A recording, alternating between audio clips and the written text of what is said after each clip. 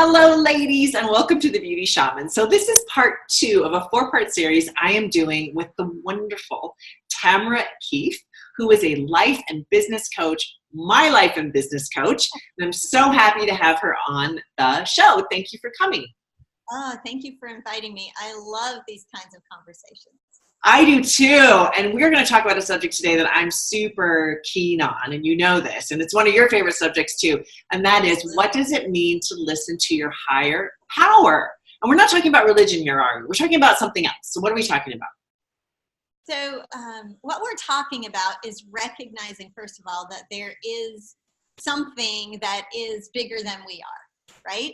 So, you can put that in a certain religion, you can put it wherever you want, but I think some people call it intuition, right?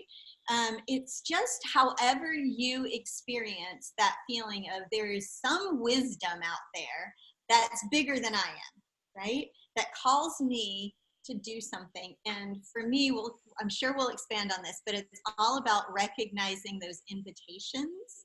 And often there's a pattern to those invitations, and noticing things like which invitations scare us, which invitations make us come alive, and which of them just kind of feel like, because the ones you don't really need to pay too much attention to. Right. And I remember initially when we started working together, I had this, I knew what I wanted, basically. It wasn't that I didn't know what I wanted. And that little voice was like, not so little, right? It was really in my ear. It's that it scared the crap out of me. And I thought, no. And I remember going, no, I'm not doing that. And it kind of just kept tapping, and I think a lot of times if you ignore it long enough, it will stop. I sort of feel like it does stop tapping. I don't know if you agree with me on that. So I think it's important to really take the time to process what that little voice is saying, because the higher power is like really trying to get through to all of us, I think. Yes, absolutely. And I think we've talked about the tapping before, right? Yeah. And so my take on the tapping isn't that it goes away. It might change forms, right? So that invitation might be in our mind as, why don't I try this? You should really try this. You should talk to this person. And oftentimes my response is, no, are you kidding me? No. I'm going to focus here. I'm going to do this. And that invitation might feel like it goes away. It shows up in a different place, right? I have to tell you, I've been doing coaching and training and all kinds of things for more than 20 years, right? And what I love is helping people see, and it's through my own life experience as well, right? Helping us see, like, what are we being called to? What is it that that higher power, intuition? I don't want people to get stuck on a word, right? Yeah. Whatever you might call it, don't get stuck on a word. It's just that thing, that being, that entity, that energy, I don't know what you want to call it, that calls to us. And oftentimes I tell people, listen to what you truly desire. And I'm not talking about it in like a sexual kind of way, although that's kind of fun. But it's yeah, that is fun. It's more about thinking about that word, like desire. If you think about of the Father, and again, however you think about a higher power, it means like, what is that higher calling? What's been planted in us that we actually grows whether we want it to or not, and how we express it, right? So an acorn doesn't decide I'm going to be an oak tree, right? It already has that seed of an oak tree in it, and it is going to sprout, but whether we nourish that or not is what's going to determine, how tall our oak tree grows, how, it's really about how big or small we want to live our life. Right. And I also feel, to bring this into the discussion, is my higher power, or the voice, or whatever you want to call it, had really been silenced. And I think external circumstances can silence it. I silenced it as well because I didn't trust myself. And I was trusting other people, but other people were telling me things that didn't resonate, but I didn't know they didn't resonate. It was kind of this shutting down. And I think we will talk about this more in other shows as well. But the idea that, your intuition is always there, but we have kind of developed schemes, or maybe it's culture. Like there's lots of different facets that really almost want to silence us, you know? Yeah, and we talked, I think, a little bit last time about how we've had a different focus maybe up until this point in our life, right? And part of that focus is often busy, busy, busy, busy, right? And so when we don't allow that time to just listen, right, to just pay attention to what is that more balanced voice that's coming to us, not the one that culture, you know, is screaming at us through television, music, you know, I don't know, wherever, not the one that is about the expectations of everybody around us, whether that's our family or our community or at work or wherever it might be, but kind of that still small voice that's inside of us. And I don't know, different things work for different people. Do you journal? Do you walk? Do you meditate? Do you exercise? You know, there's not one particular answer to begin to listen to it. One really important thing that I work on with people, though, is we have lots of voices in our head, right? And some serve us to move forward and live like our best life, and some don't. And we don't want to wrestle with the ones that don't. They're actually there for a pretty good reason. They're generally trying to keep us safe or whatever it might be. And safety doesn't really go along with fearless and moving forward and living a bigger life. So we can recognize those and then begin to recognize the voice that is moving us forward. So I think that's a huge part. I know I'm talking for a long time here. No, it's great. Everything you're saying is fabulous. Yeah. I feel so passionate, I think, about this is that when we learn to listen, when we learn to distinguish those voices, right? That's when, again, we come alive, right? We have a passion, we have fearlessness, we have courage. And oftentimes we begin to have some clarity, actually, right? Have you ever felt yourself spinning? Oh, absolutely. And it's interesting because for me anyway, once I get clear and I go, I want that, it's like, I'm like I don't know what's the word, when like a dog that grabs onto something and won't let go. And it's like I become almost a workaholic, and I don't mean that in a negative way, but like I'm so determined because this is it. Like I get it, right? It's not dictated by anybody else. In fact, I work way harder than I would ever work for anybody else, just because it's something that is so clear in me. But it's finding that clarity. I think that was a great point that you made. I love that you made that's the key, really, is getting that clarity. And you know, you talked about your higher self or higher mind. I love that idea, because it's, you know, we've got the lower self that's saying, yeah, I just want to pig out and not gain weight. Well, okay.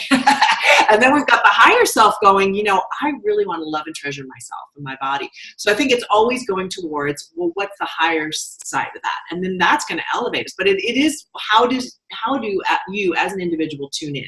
And to me, that's the big question. And that's where people like coaches like yourself really come in, because you're going to help to decipher. And I really needed that when you originally started working with me, is that deciphering, because I lacked it completely.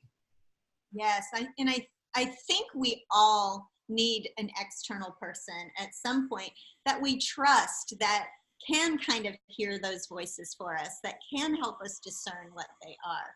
I love that you were talking about higher mind and lower mind, because oftentimes the lower mind, again, is dictated outside of us, and the higher mind is actually within us.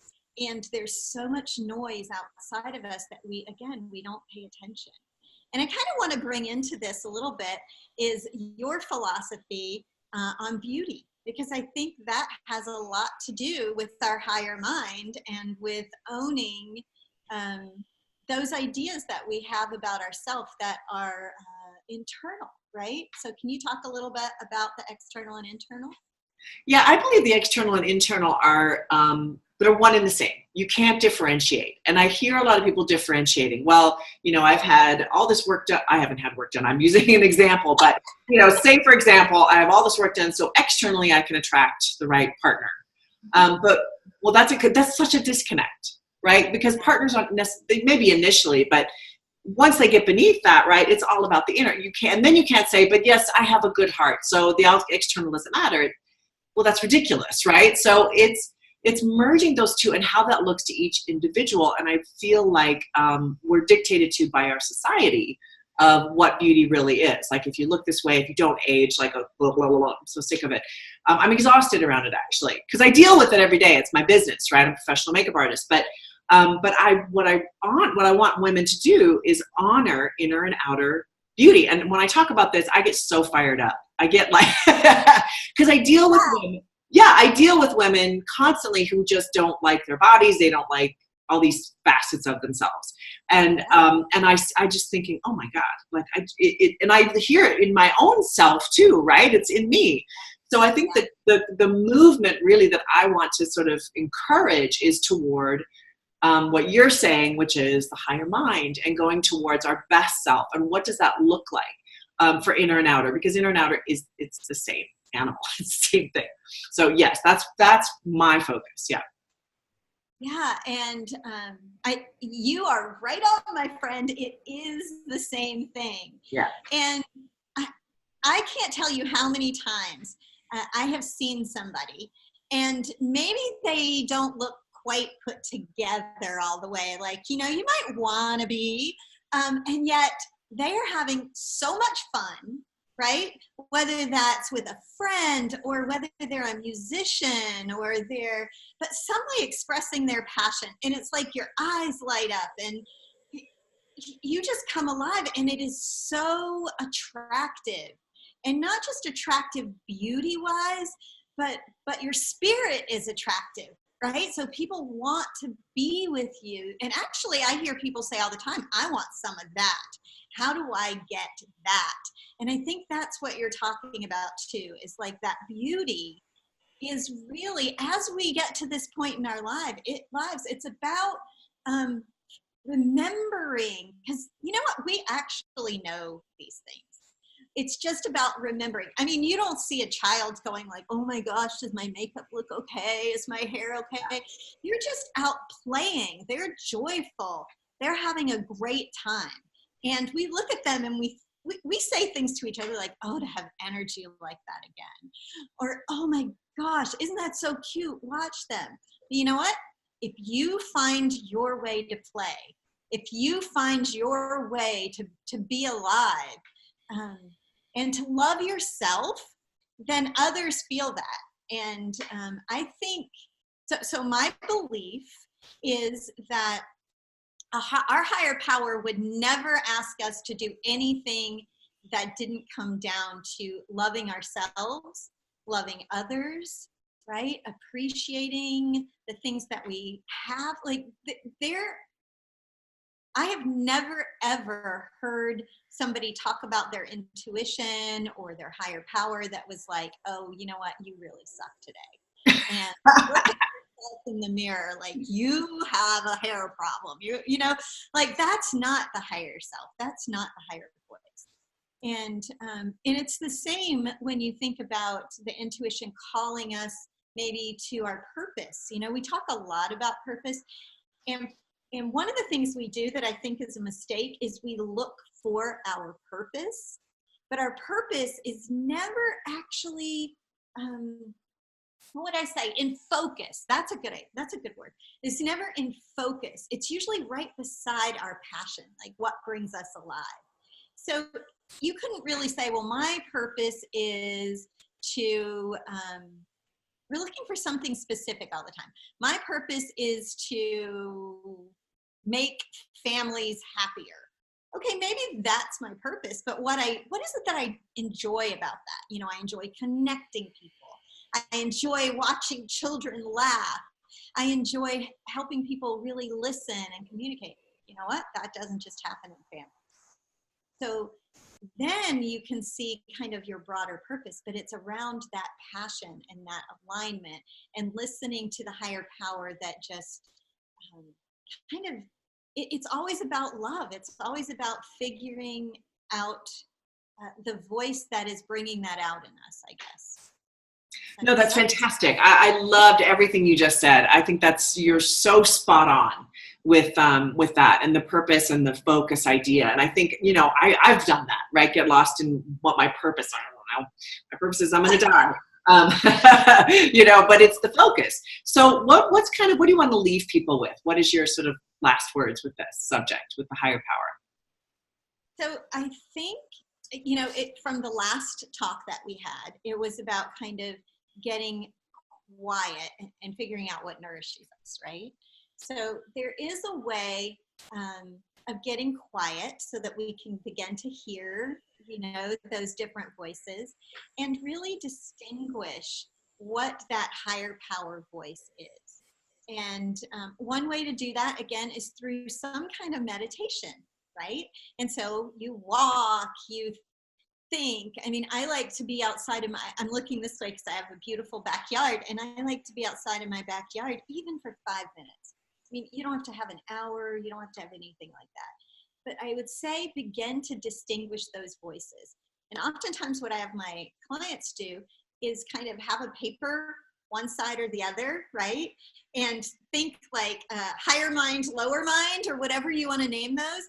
And as you're having these kind of thoughts come to you, maybe on one side, you're writing down what's coming. You think you're hearing your higher mind, which ones you think might be your lower mind, and then go back and look at them later, and it'll bring some clarity. That's great. That's just great practical. And I think whatever, like that would, for me, I'm going to use that because I think that would bring clarity to some things that I'm sort of working through or conflicted on. And I think having that, I've also heard write with your left hand, you know, like write with your opposite hand, that can help really bring clarity, right? But anyway, that's a great takeaway, Tamara. Thank you so much for coming on today and for talking about accessing our higher mind. You are welcome. I love being here. I don't know if you can see my eyes sparkling, but this is fun. I know, you just love these topics, and so do I, right? We're both like totally on a roll. So ladies, if you would like more information about Tamara, please go to blueopal.com. I'm going to have to look at it here. Yes, blueopal.com, and I'm going to put it in the lower thirds. And Tamara is offering a 50-minute free consultation for those of you who are interested. Thank you so much for watching The Beauty Shaman.